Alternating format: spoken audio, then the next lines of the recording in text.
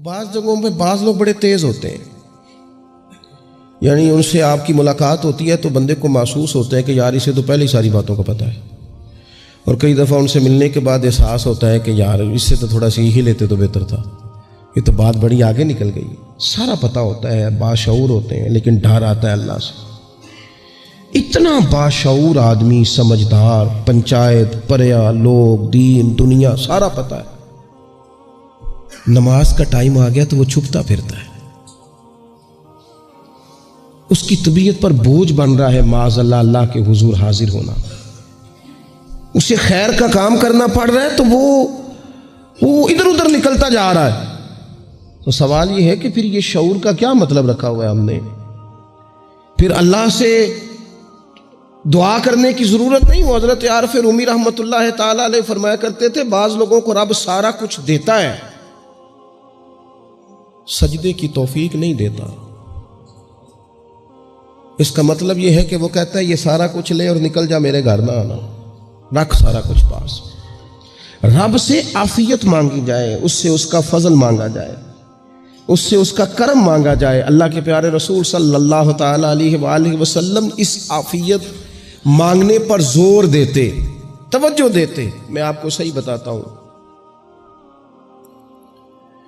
رب نے اگر کسی بندے کو عافیت میں رکھا ہو نا تو حالات کیسے بھی برے چل رہے ہوں اس کا بگاڑ کچھ نہیں سکتے۔ اور اللہ تعالیٰ معاف کرے، 100 دفعہ خاکم بدہن، اگر کسی وقت اس کے کرم کی نگاہ پھر جائے تو پھر سارے اسباب سمیت بھی انسان اپنے پیروں پہ کھڑا نہیں رہ سکتا۔ اس سے جب تک طلب کرم نہیں ہوتا، طلب عافیت نہیں ہوتی، اس کی بارگاہ سے جب تک بندہ مومن پورا رجوع نہیں کرتا، یہ عافیت اتنی اعلیٰ چیز ہے کہ نبی پاک علیہ السلام نے فرمایا اذان اور اقامت کے درمیان جو وقت ہوتا ہے اس میں دعائیں رد نہیں ہوتی۔ دعا مانگا کرو گے تمہاری اللہ اپنے فضل سے قبول کر لے گا۔ عرض کی یا رسول اللہ کیا مانگے؟ تو فرمایا عافیت مانگو رب سے۔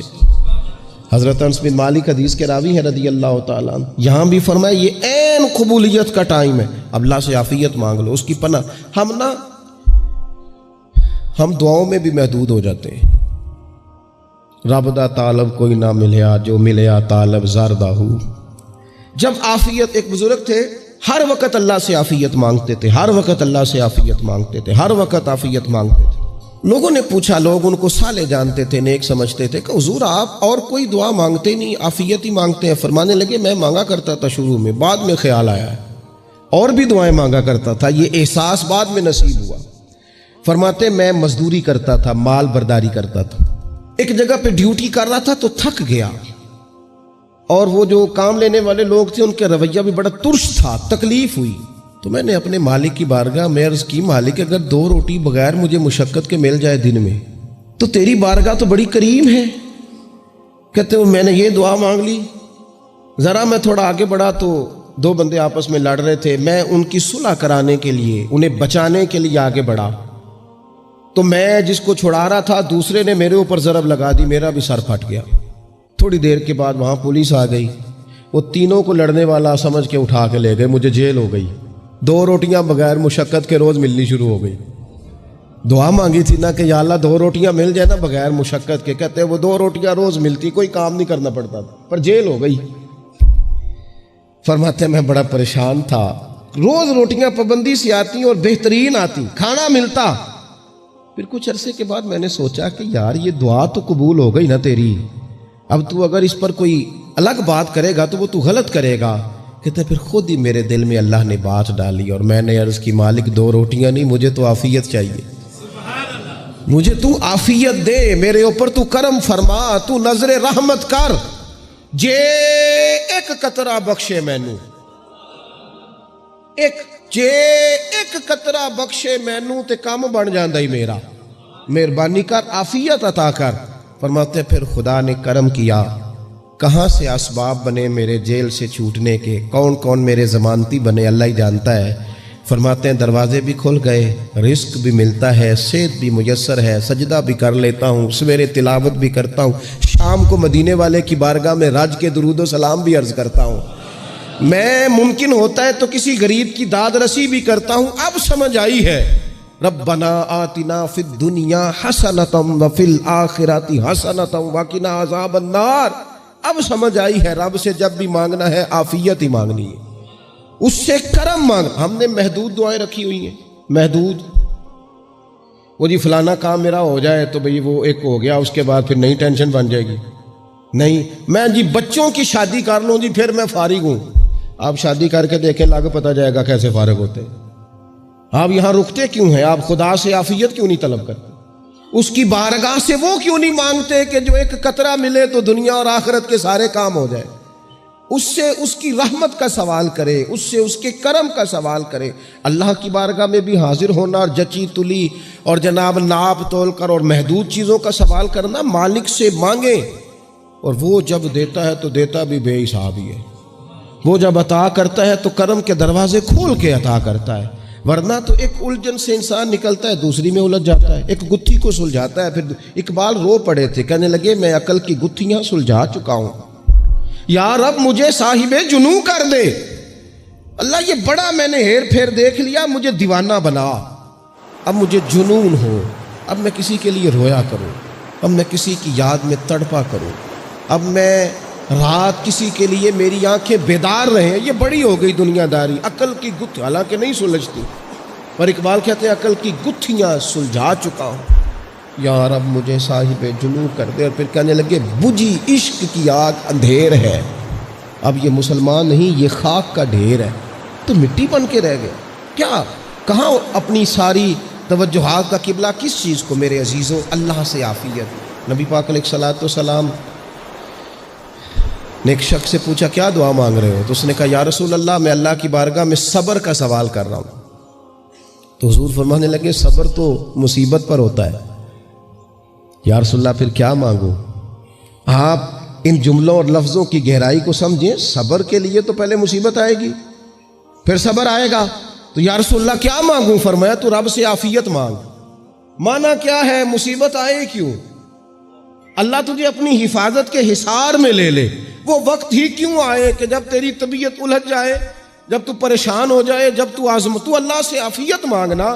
جب تو عافیت مانگے گا تو اگر کبھی مشکل آئے گی بھی نا تو خدا پھر اپنے فضل سے مشکل سے نکلنے میں رستہ بھی بڑی جلدی عطا فرمائے گا اور تیرے اوپر فضل فرمائے گا. اگر عافیت, ہارون رشید نا اپنے محل کی چھت پہ ٹہل رہا تھا سب سے اوپر والے چوارے پر, نیچے سے حضرت بہلول دانا گزر رہے تھے, اوپر اس کے ساتھ سپاہی بھی تھے, گن مین بھی تھے. اس نے کہا یہ بابا تو ذرا اوپر اٹھاؤ. انہوں نے ایک ڈولی, ایک ٹوکری سمجھ لیں, اس کو رسیاں باندھ کے نیچے پھینکا. نیچے جو سپاہی تھے ان کو کہا کہ یہ بابا جی کو پکڑ کے اس میں بٹھاؤ. انہوں نے جبرن تھاما بابا جی کو, اس میں ڈالا, اوپر والوں نے کھینچ لیا. 2-3 منٹ لگے. ہارون رشید کے سامنے حضرت بہلول دانا پہنچ گئے تو تھوڑے ناراض بھی ہوئے کہ یہ کوئی طریقہ تو نہیں نہ بلانے کا. ملاقات ہوئی تو کہا کیوں بلایا؟ کہنے لگا ایک مسئلہ پوچھنا تھا. فرمانے لگے بادشاہ ہے نا, تیرے مسئلے پوچھنے کا بھی اپنا ہی انداز ہے, پوچھ مسئلہ. کہنے لگا بابا پوچھنا تھا کہ آپ اللہ تک کیسے پہنچے؟ حضرت بہلول دانا چپ کر گئے. 2-4 منٹ کے بعد کہنے لگے جس طرح ابھی زمین سے تیرے تک نہیں پہنچا, بالکل اسی طرح ہی پہنچ گیا ہوں رب کریم کی بارگاہ تک.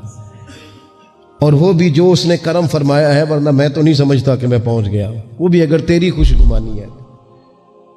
ہارون رشید کہنے لگا مجھے سمجھ نہیں آئی. فرمانے لگے تو بادشاہ جو ہے اتنی جلدی کیسے سمجھ میں آئے گی تجھے بات؟ فرمانے لگے اگر میں تجھ سے ملنا چاہتا نا تو میں ایک درخواست لکھتا, پھر کسی وزیر سے سفارشی سائن کراتا, پھر وہ جمع کراتا, پھر مجھے ٹائم ملتا کہ فلاں دن فلاں تاریخ فلاں ٹائم آ جانا, پھر آ کے میں لائن میں لگتا. پھر بھی تو بادشاہ ہے, تیرا موڈ بنتا ملنے کا کہ نہ بنتا. جب میں چاہتا تو پتہ نہیں کتنا ٹائم لگ جاتا, جب تو نے چاہا ہے نا تو 1 منٹ بھی نہیں لگا. فرمانے لگے میں نے دعویٰ ہی نہیں کیا کہ میں جد و جہد کر کے پہنچوں گا, میں نے تو رب کی بارگاہ میں عاجزی کی ہے, پھر رب نے ہی کرم فرمایا ہے, اسی نے مہربانی کی ہے. مانا کہ محبت کے سفر میں ہر گام پہ 100 مشکل ہے, لیکن یہ سفر آسان بھی ہے. گر ساتھ تمہارا ہو جائے, اس کے کرم کا ساتھ رہا ہے, اس سے عافیت مانگی ہے, اپنے آپ کو اس کے سپرد کیا ہے تو اس نے کرم کر دیا. جب تک یہ مزاج نہیں ہم بناتے کہ مالک سے عافیت کا سوال کریں, اپنے آپ کو اپنے رب کے حوالے کر دیں، اس کی رحمتوں کے سپرد کر دیں، اتنی دیر تک زندگی میں ٹھہراؤ نہیں آتا، قرار نہیں آتا۔ مشکات میں موجود ہے، اللہ کے پیارے رسول صلی اللہ تعالیٰ علیہ وسلم تیمارداری کے لیے گئے تو صحابہ کرام فرماتے ہیں وہ بندہ نا اتنا پتلا نحیف اور لاغر ہو گیا تھا جس طرح چڑیا کا بچہ ہوتا ہے، کمزوری ضعف طاری تھا۔ تو محبوب کریم نے اسے دیکھا تو بڑے کریمانہ انداز میں کریم فرمانے لگے، تو کوئی دعا نہیں مانگتا، تو عافیت نہیں مانگتا اللہ سے؟ عرض کی یا رسول اللہ صلی اللہ تعالیٰ علیہ وسلم، میں نے اپنے رب کی بارگاہ میں عرض کی ہے مالک قیامت کا عذاب بڑا سخت ہے، میں نہیں برداشت کر سکتا، تو نے اگر مجھے کوئی سزا دینی ہے تو یہیں دے لے، قیامت کو نہ دینا۔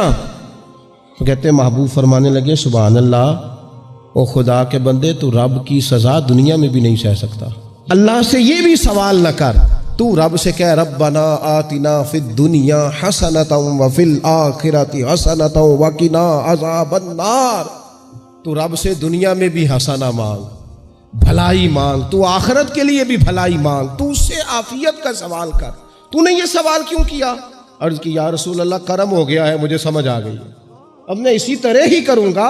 عزیز دوستو، ہم کہاں سہ سکتے ہیں؟ ہم دنیا میں رب کی سزا ہم نہیں سہ سکتے، ہم کمزور ہیں، تو گرمی نہیں سہ سکتے، شدید سردی نہیں سہ سکتے، شدت کی بھوک لوگ نہیں سہ سکتے، کوئی آزمائش نہیں سہ سکتے۔ وہ جو لوگ بعض اوقات کہہ دیتے ہیں نا جی فلاں چیز ہمارے اعمال کا نتیجہ ہے، تو میں کیا کرتا ہوں، نہ کو یار، ہم تو